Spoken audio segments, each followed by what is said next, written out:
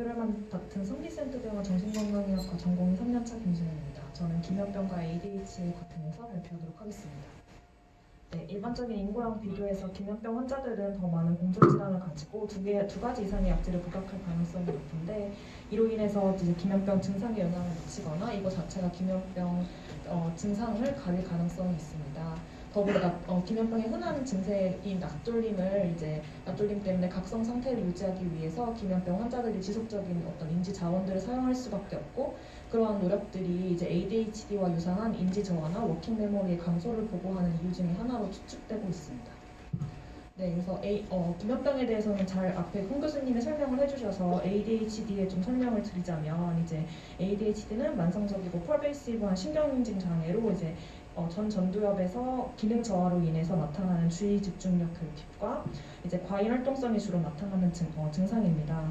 그래서 이 전두엽과 관련된 이제 뇌와 다른 부위들과 도파민, 노르에피네프린계가 좀 관련을 하고 있고, 따라서 ADHD에서는 이러한 뇌 영역과 신경 전달 물질 자체가 저하로 인해서 증상이 나타나는 것으로 알려져 있습니다.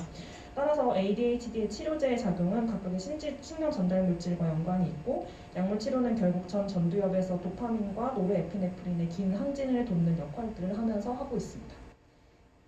그래서 이제 DSM-5상 ADHD 진단을 살펴보자면 크게 세 가지로 분류해 볼 수 있고, 첫 번째는 하이퍼액티브 임펄시브한 타입과 인어텐티브 타입, 그리고 이 두 가지가 함께 있는 컴바인드 타입, 총 세 가지로 진단을 내릴 수 있는데, 상기의 증상들은 DSM-5상에서 나타나는 진단 기준을 조금 더 편하게 이해하실 수 있도록 적어 놓은 거고, 하이퍼액티브 임펄시브 타입은 좀 더 충동적이고 과활동성을 띠는 것이 특징이고, 인어텐티브 타입은 이제 뜻과 마찬가지로 주의 집중력에 장애를 보이는 것이 특징적입니다. 더불어 콤바인드 타입은 두 가지가 같이 있는 경우인데, 보시면 아시겠지만 ADHD 증상 중에 기면병 환자분들이 낫졸림 등으로 주의 집중을 하지 못하는 경우와 같이 기면병 환자에서 보이는 조금 증상들이 좀 같이 관찰되고 있는 걸 볼 수 있습니다. 그래서 이러한 ADHD의 치료는 이제 스티뮬런트 타입과 논스티뮬런트 타입 두 가지로 나누어져 있고, 이 중에 스티뮬런트 타입에서 이제 기면병 환자분들에서 쓰이는 메틸페니데이트도 함께 사용되고 있는 것을 볼 수 있습니다. 그래서 본원의 내원에서 기면병 진단을 받은 환자분들 중에서도 어린 시절 낫졸림증으로 인해서 낫졸림증 증상과 주의 집중 어려움, 충동성 등의 증세가 있어서 이제 로컬에 내원하셨고, 거기서 ADHD를 좀 진단받아서 ADHD 약제를 복용하셨었는데, 탄력 발작 이후에 저희 병원에 오셔서 기면병을 진단받고, 현재는 기면병 증세와 관련된 약제만으로도 해당 증세가 좀 호전을 보이시는 경우들도 많이 관찰할 수 있었습니다.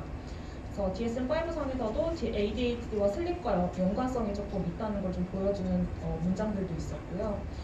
날폴렉시 환자에서도 특히 행동 문제들이 관찰되는 경우가 많고, 기면병을 앓고 있지 않은 소아청소년에 비해서 행동 문제가 더 많이 나타나는 것으로 밝혀졌습니다.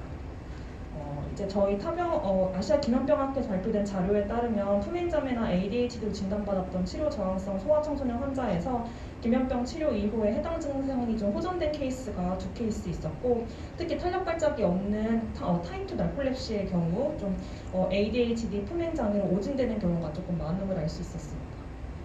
네, 그래서 소아 기면병 환자에서 ADHD 증상 여부에 따른 크로스 섹셔널 스터디에서도 기면병을 가진 환자분이 기면병을 가지지 않은 아는 컨트롤 그룹과 비교해서 더 많은 비율로 ADHD 증상을 갖고 있는 것으로 나타났는데, 탄력 발작이 있는 기면병 환자분과 탄력 발작이 없는 환자분 사이에 이제 토탈 ADHD 심텀이나 이너텐션, 임펄시비티의 차이는 발견되진 않았습니다. 그래서 기면병 환자에서 ADHD 증상의 유병률은 약 33%로 추정되었고, 스웨덴에서 시행을 한 연구에서 기면병 환자 중 약 25%가 ADHD인 것으로 드러났는데, 다만 해당 연구에서는 하이퍼크레틴 수치 감소와 ADHD 증상과의 연관성은 없는 것으로 드러났고, 앞에 말씀드린 것처럼 ADHD에서 보이는 노르아드레너지틱 디스펑션이 ADHD와 기면병과 같은 패솔로지를 공유하는 것으로 조금 추측을 하고 있습니다. 네, 그래서 또 하이포크레a틴 감소가 이제 ADHD와 연관이 또 있다는 연구도 조금 있었는데, 이제 하이포크레a틴 자체가 각성과 연관이 있고, 이형 기면병은 CSF상, 태핑상 하이포크레a틴 수치 감소랑 관련이 있기 때문에 ADHD 가진 환자분들을 대상으로 했을 때 이제 사이클릭 얼터네이팅 패턴의 감소 및 논랭 슬립에서의 사이클릭 얼터네이팅 패턴 수가 감소하는 걸 보여줘서 이제 이게 하이퍼크레틴과 연관이 있는 건 아닌가라는 연구도 있었고, 따라서 해당 연구에서는 ADHD를 가진 환자, 그러니까 아이들이 잠에 드는 것을 피하기 위해 하이퍼 액티브해지는 것은 아닌가라고 추측하는 내용들도 좀 있었습니다.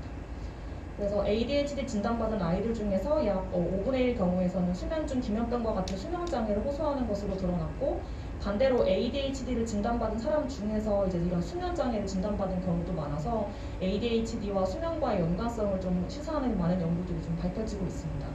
그래서 결론을 내리자면 소아 기면병의 증상은 과잉행동, 과민성, 주의산만, 충동성으로 드러나는 경우가 많아서 기면병을 가진 아이들이 잠에 드는 것을 피하기 위해 이런 하이퍼 액티브한 스트레터지를 사용할 가능성이 높다는 걸 시사하는 연구들이 많았고, 기면병을 앓고 있는 환자 중에서 어른에서 약 36.2%, 소아청소년에서는 약 25%의 기면병의 증상을 보였습니다. 메틸페니데이트 또한 기면병의 치료제로 사용되어져서 ADHD, 기면병 증상을 가릴 가능성이 있다는 것을 좀 시사하는 연구 결과들이 많이 있었습니다. 따라서 현재까지는 뚜렷한 기전이 밝혀지지 않은 상태로 이제 치료 저항성을 보이는 ADHD 환자에서는 기면병을 조금 고려하셔서 PSG나 MSLT 등의 검사를 하시는 것을 조금 권고드리면서 마무리하겠습니다. 네, 이상입니다. 혹시 질문 있으시면 주시면 감사하겠습니다.